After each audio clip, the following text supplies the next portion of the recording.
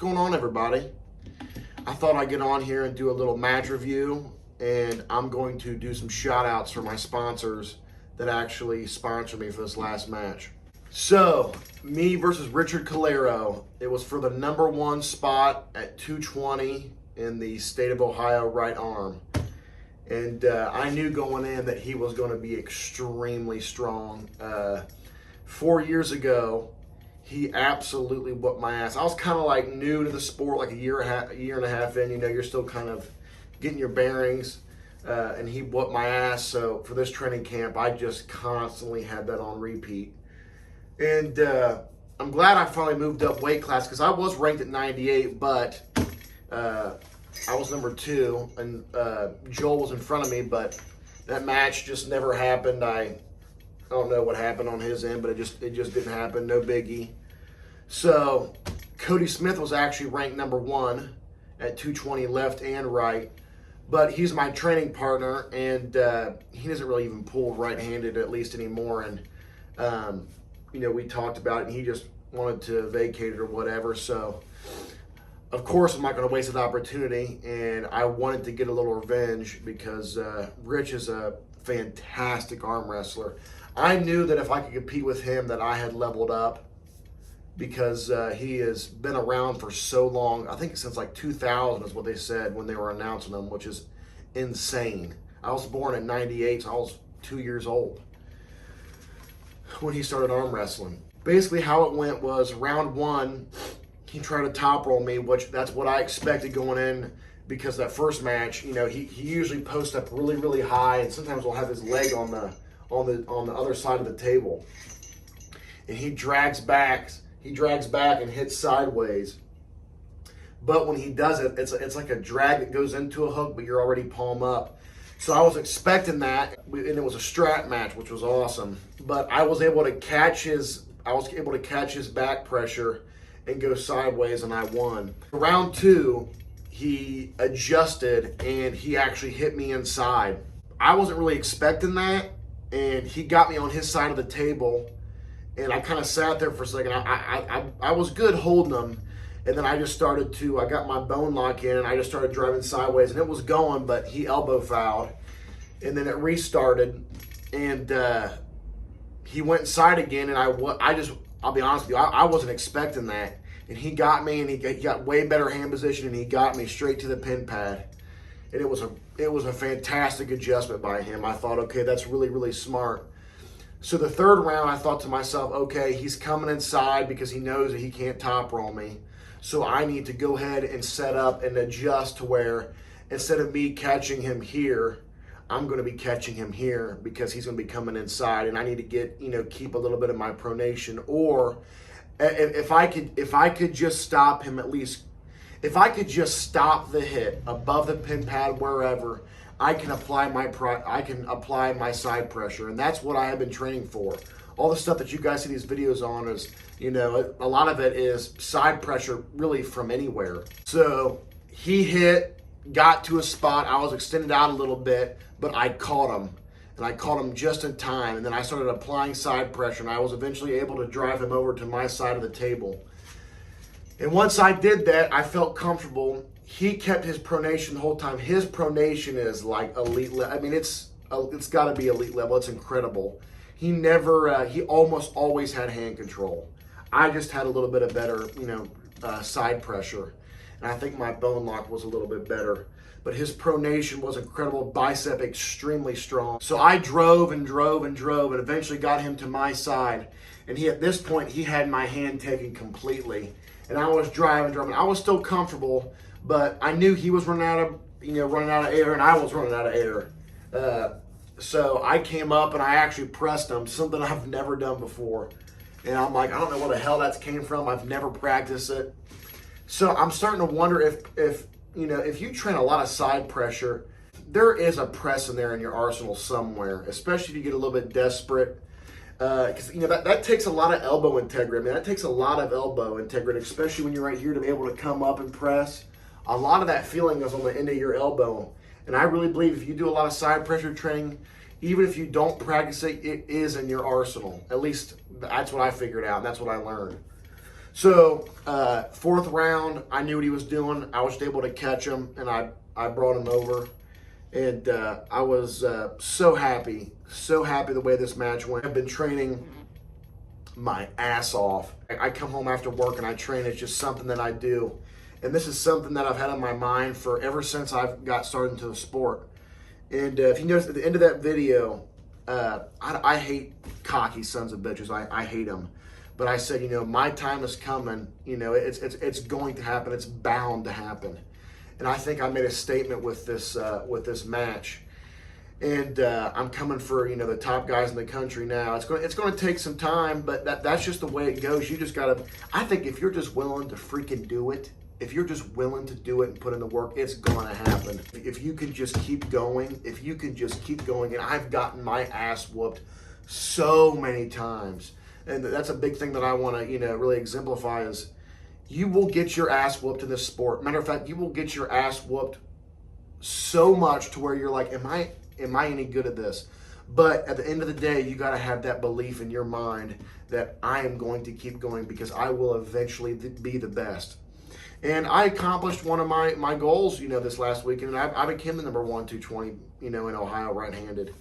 But, that doesn't mean I'm going to stop. Hell no. That just makes me even hungrier. But anybody out there that's struggling or, they're kind of down on themselves, just keep going.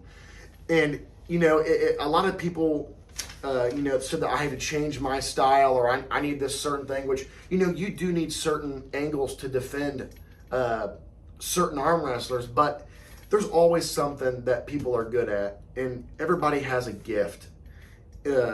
Whatever your gift is in this sport, do it. That's how you arm wrestle, and nothing is wrong with that. People say, to pressers, oh, you need to learn a top roll or side pressure. Oh, you need to learn a top roll or hookers or whatever, just whatever it is. Yes, you got to have different tools. You have to. You got to have different tools to work on a house. You can't just build a house with a hammer. But you can go a long way with certain movements and just hard work. And I think a lot of people were counting me out this match because, I pull a side pressure. That's just how I arm wrestle. And so enough of me blabbering. But anyway, so I want to give a huge shout out to my sponsors. I have 1, 2, 3, 4. I had 4 people that sponsored me for this. Well, technically 5, but Berserker arm wrestling tables are always going to be my sponsor. But my first one is Legacy Electric. Gunnar Edwards runs that. Obviously it's an electric company. He does everything from new buildings to old buildings. He does it all. He's a good buddy of mine. I grew up with him. You can get a hold of him at 513-461-1536. And Legacy Electric is also on Facebook as well, and you can get a hold of him there. It's Legacy Electric on Facebook and on Instagram. Okay, my next sponsor is Valley Property Improvement. This is ran by Jared and Andrew Monin. Another one of my great buddies. They're actually brothers, and they do fantastic work. They do general contracting services. So from porches to, pouring concrete, anything that you can think of, these guys do. And they do a fantastic job. You can get a hold of them at 937-701-5539. I believe that's Jared's Monin's number. They're also on Facebook and Instagram under Valley Property Improvement. And they also have a Gmail. That's valleypropertyimprovement@gmail.com. Like I said, these guys do incredible work. Go check out their page on Instagram and Facebook because it's absolutely incredible. And I know they do work because they're kind of like my brothers. My next one is Eve's Ink.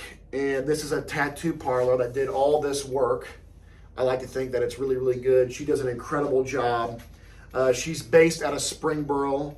To get a hold of her, it's 937-748-9444. You can also find them on Facebook and Instagram. Like I said, they're on all the social media platforms, and you can go check out their pictures. It's incredible. They've got multiple tattoo artists. Kim is the one who did mine, and she's the one who runs it. Her husband, Mike, actually runs a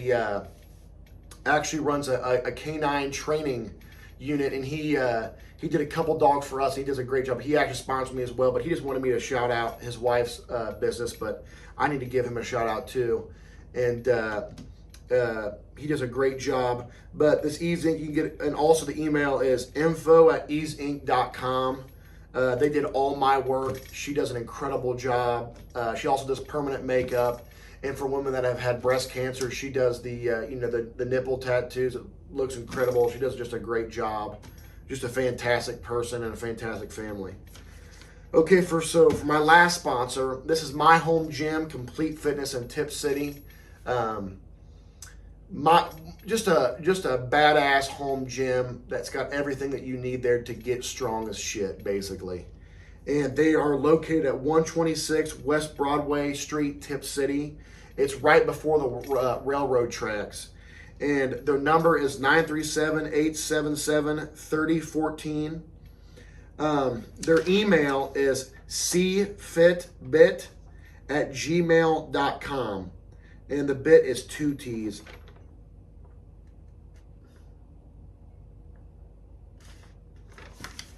And the people that run that are Mark Higgins and Kathy Jones. Like I said, it's an incredible gym. I've been going there for years. Literally everything that you need power-wise is there, and that's where I go. It's an incredible gym. And I just wanted to say thank you to all my sponsors. You guys are incredible. And my last sponsor, most of all, is you guys see him in all my videos, Berserker Tables, Drew Ortherson.